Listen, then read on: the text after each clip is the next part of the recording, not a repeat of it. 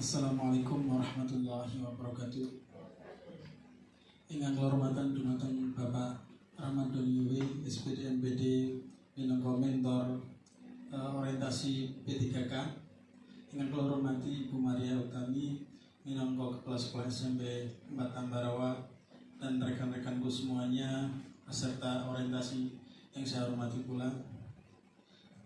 Alhamdulillah, pada kesempatan pagi hari ini kita selalu bersyukur kepada Allah yang telah memberikan kenikmatan kepada kita semuanya, sehingga pada kesempatan yang bahagia ini, mulia ini, walaupun dengan rasa rada deg-degan, Allah selalu memberikan kenikmatan kita tetap sehat sempat untuk melaksanakan kegiatan orientasi pada pagi hari ini. Salam serta salam mari kita junjungkan kepada Nabi Agung kita Nabi Muhammad SAW yang selalu kita nantikan syafaatnya di yaumul akhir nanti. Perkenalkan, nama saya Rio Wayatno dari SMP Negeri 4 Ambarawa. Di sini saya akan sedikit memaparkan selama saya kegiatan orientasi dari awal tanggal 27 Agustus bisa ketemu dengan Pak Doni. Alhamdulillah, Bapak yang sangat ceria, punya pengalaman yang sangat banyak, bisa bercerita, jadi saya menjadi agak lebih semangat lagi untuk datang ke SMP 4 Ambarawa. Alhamdulillah, untuk itu saya akan memaparkan sedikit laporan orientasi pengenalan nilai dan etika instansi pemerintah bagi P3K Distrik-Pora tahun 2024. Rencana hasil kerja meningkatkan praktik kinerja kepala sekolah melalui observasi kinerja yang berfokus pada pembimbingan peningkatan kualitas praktik pembelajaran. Rencana hasil kerja meningkatnya upaya pembelajaran yang memfasilitasi kolaborasi dan komunikasi dan antar peserta didik untuk meningkatkan efektivitas pembelajaran melalui aktivitas interaktif. Mohon maaf, saya bisa baca slide itu, kalau saya baca dekat itu malah agak kabur. Output terlaksana proses pembelajaran yang menyenangkan bagi peserta didik di dalam proses pembelajaran. Indikator kinerja individu memfasilitasi pembelajaran yang memberi peran pada semua peserta didik. Diskusi kelompok yang interaktif, kritis, dan inklusif. Tahapan kegiatan menyusun program dan target capaian aktivitas peserta didik dalam pembelajaran, menyusun modul ajar, melaksanakan aktivitas pembelajaran di kelas, melaksanakan refleksi aktivitas peserta didik dalam pembelajaran. Dalam kegiatan pembelajaran, di sini ada aktivitas peserta didik yang disiapkan untuk pembelajaran yang menyenangkan di dalam kelas. Itu tadi ada asesmen awal pembelajaran menggunakan bahan dan media ajar seperti video, pertanyaan pematik, pemetaan kelompok terdiri dari 4 atau 5 orang atau siswa untuk kegiatan pembelajaran yang menyenangkan di dalam kelas. Ini sedikit gambar atau foto sebagai pembelajaran yang menyenangkan dalam kelas. Ada tutor sebaya. Jadi dalam pembelajaran saya di dalam kelas tidak hanya guru saja yang menerangkan. Jadi di dalam kelas saya juga menunjuk siswa yang sekiranya mampu bisa menerangkan dan menguasai materi, bisa menerangkan di depan dan menjadi tutor sebaya.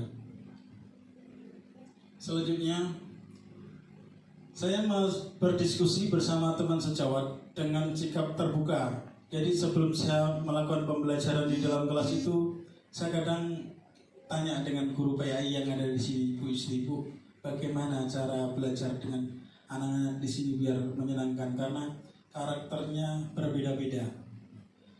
Saya melakukan pengelompokan siswa dengan yang terdiri dari 4-5 anak tadi, karena selama saya ngajar di sini, karakter anak berbeda-beda. Ada anak yang cepat menangkap, ada yang biasa saja. Seperti yang diutarakan Bu dari tadi, generasi Z itu kita harus mengikuti. Tidak tidak harus, anak itu harus anteng, duduk manis, mendengarkan. Kalau zaman saya dulu kita melihat guru ngomong keras saja kita sudah takut gemetar. Kalau sekarang guru keras malah marga darah tinggi, katanya seperti itu. Selanjutnya saya menyusun jadwal dan melaksanakan akuntabel, melakukan tugas dengan jujur, bertanggung jawab, cermat dan disiplin. Saya melakukan proses seleksi, refleksi dari hasil evaluasi pelaksanaan untuk meningkatkan kompetensi diri untuk menjawab tantangan yang selalu berubah dan kompetensi.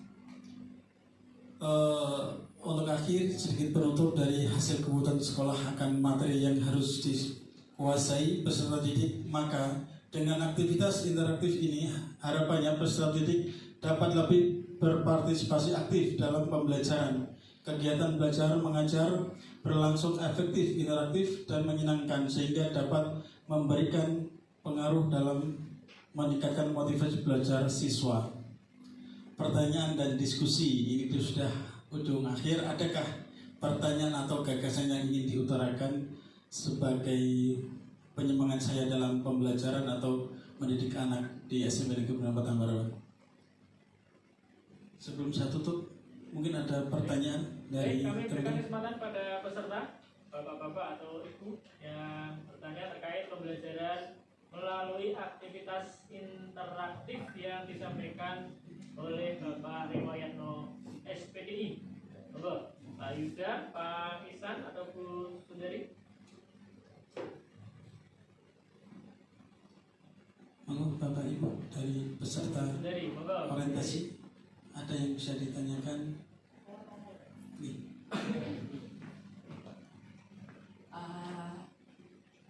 Yang ingin saya tanyakan, apa yang dimaksud dengan apa yang dimaksud dengan asesmen kognitif yang dilakukan Pak Riwayatno dalam pembelajaran PAI? Terima kasih. Terima kasih dari Bu Siti Sundari. Apa yang dimaksud dengan pembelajaran kognitif di dalam kelas? Dari saya itu sebelum pelajaran dimulai, biar anak-anak itu refresh, senang. Sebelum pembelajaran saya selalu Asmaul Husna dulu. Jadi kadang ada anak yang tanya kelas sebelah, Pak kok setiap pagi ngaji? Karena saya ingin, karena di SMP 4 Ambarawa itu sebagai sekolah budaya, berbagai macam di situ ada. Jadi saya sebelum pembelajaran saya Asmaul Husna dulu, ayat pendek, baca surat-surat pendek dulu, baru pembelajaran. Setelah itu sedikit saya mengumpulkan, tadi membuat kelompok seperti diskusi untuk mengetahui kemampuan anak dalam pembelajaran, menangkap pelajaran. Di sini saya mengajar di kelas 7 itu ada anak yang inklusi, yang harus ada perhatian khusus. Cara belajarnya dia kalau disuruh membaca kadang masih kurang. Di sini saya menunjuk temannya sebagai tutor sebaya, karena pelajaran bab-bab awal itu ada sering untuk baca ayat Al-Quran. Jadi anak membuat kelompok untuk menghafalkan, saling mendengarkan, itu tutor sebaya. Jadi anak yang inklusif itu, anak inklusi itu baca tidak bisa, tak suruh nulis itu Arab dibuat bahasa Indonesia pun dia bingung. Jadi saya menunjuk anak satu untuk baca terus di sampingnya. Ternyata anak inklusi itu bisa maju. Pak, saya maju Pak. Saya kaget tuh. Anak ini kelihatannya tidak bisa baca, kok berani maju hafalan kan gitu. Setelah metode-metode itu tadi, teman sebaya sebagai tutor tak suruh baca terus ayat Al-Quran itu, ternyata anak mampu. Jadi metodenya mendengarkan, tidak membaca atau melihat. Setelah itu saya selesai mengumpulkan berdasar kelompok 4 menjadi itu. Setelah itu maju ke depan presentasi. Jadi 4 atau 5 anak maju ke depan presentasi pelajaran yang sudah saya sampaikan. Sebagai pematik itu anak-anak juga membuat pertanyaan, yang menjawab sebagai yang presentasi di depan. Jadi umpan baliknya itu dia saling tanya dan tanya jawab sama teman sendiri. Jadi saya sebagai guru cuma memerhatikan, menilai keaktifan anak dalam menjawab dan bertanya. Mungkin itu yang bisa saya jawab. Ada pertanyaan lain? Bu dari terkait asesmen kolektif sudah terjawab. Baik, teman-teman P3K yang lain, adakah pertanyaan lagi? Ya cukup, Pak Indri. Terima kasih, sedikit menguatkan apa yang disampaikan oleh peserta Bapak Riwayatno. Tadi sudah dipaparkan dengan baik urutan-urutannya. Namun saya ingin melihat print-out-nya sebetulnya di bab 4 itu, tapi nanti tidak apa-apa. Pada hakikatnya sudah dilaksanakan rencana hasil kerja Pak Riwayatno. Sedikit pertanyaan, Pak Riwayatno sudah pernah diobservasi oleh kepala sekolah dalam kegiatan pembelajaran? Belum. Di SMP sebelumnya? Nah, pertanyaan saya untuk tahapan dalam kegiatan observasi yang terintegrasi dalam PMM. Tolong diilustrasikan agar nanti Pak Riwayatno bisa menjalankan dengan baik. Terima kasih. Terima kasih Pak. Karena saya juga sebagai guru SMP baru 1 tahun Bapak. Saya di SMP negeri, sebelumnya di SMP 4 itu saya di SMP negeri 2 Bergas. Juga baru berjalan 3 bulan, 4 bulan, terus diobservasi sama Bapak Kepala Sekolah. Jadi pengalaman itu belum ada. Mau tidak mau, siap tidak siap, insya Allah saya siap kan gitu.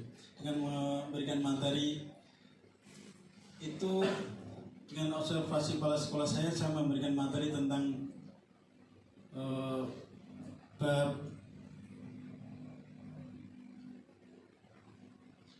babnya itu tentang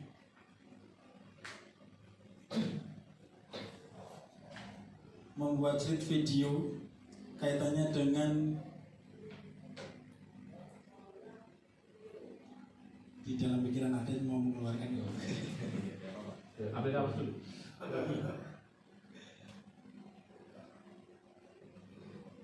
kaitannya dengan bencana alam atau qada dan qadar Bapak, baru ingat ini qada dan qadar. Jadi Allah itu menggolongkan musibah itu menjadi 2 golongan,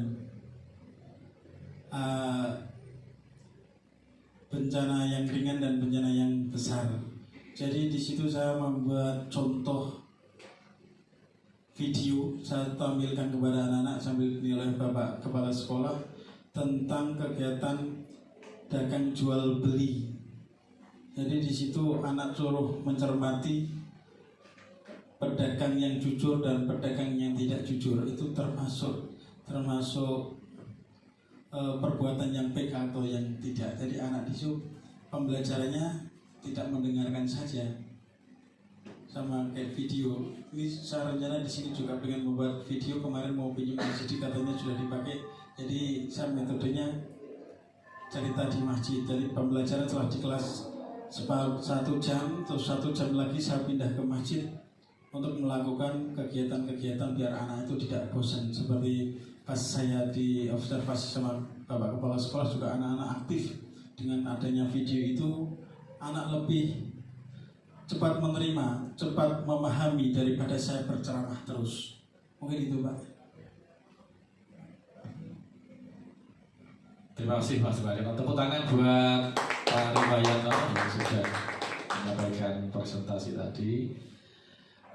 Nanti kita evaluasi bareng-bareng secara umum saja apa yang harus kita lakukan. Saya kembalikan ke moderator. Pak Riwayatno bisa duduk kembali. Terima kasih. Minum yang banyak.